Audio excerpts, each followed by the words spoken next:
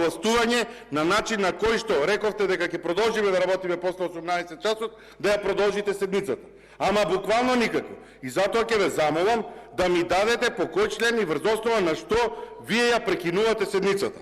Имено, членот 68, став 4, во делот на обврските за свикување на седница, во ставот 4 вели дека седница на собранието се одржува од време од 11 до 18 часот со пауза од 1 час, ако председателот на собранието за одделни седници поинаку не одлучи. Ние немаме писмен допис од председателот на собранието дека ќе продолжиме да работиме понатаму. И може, се согласувам дека може факсимил да ви даде факсимил и да прати меѓутоа да го извести пленумот дека ќе продолжиме да работиме.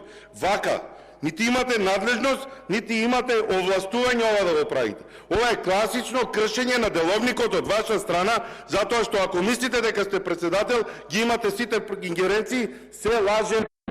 Се лажете и затоа барам и додека не ми одговорите, ќе побарам уште едно процедурално да знаете, додека не ми одговорите врз основа на кој член од деловникот овој постоечки ја прекинавте седницата, дадовте пауза и продолжуваме после 18 часот, а не известивте како пратеници дека тоа ќе направиме. Повторно ќе кажам, вие немате надлежност за ова да го правите.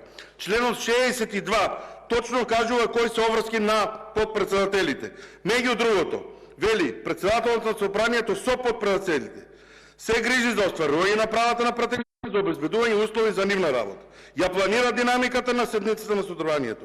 Одлучува за прием на делегации, парламенти и други држави и представници од други органи и организации од странство за испаќање повремени постојани мисии. Прифаќа преземање покровителство од страна на собранието за одредени прослави на значење и настани за Републиката. Одлучува за одржување состаноци и друг вид консултативни средби. Никаде не е наведена надлежноста дека вие имате право да одлучите поинаку, односно да продолжи седницата после 18 часот. Класично самоволие од подпредседателот Мисовски, класична злоупотреба на деловникот и класична злоупотреба на работата на собранието. Ве молам, одговорете ми врз основа на кој член од деловникот, правнички сакам одговор, не политички да ми толкувате, врз основа на кој член од деловникот дадовте пауза без да добиете согласност за тоа од председателот на собранието. Благодарам.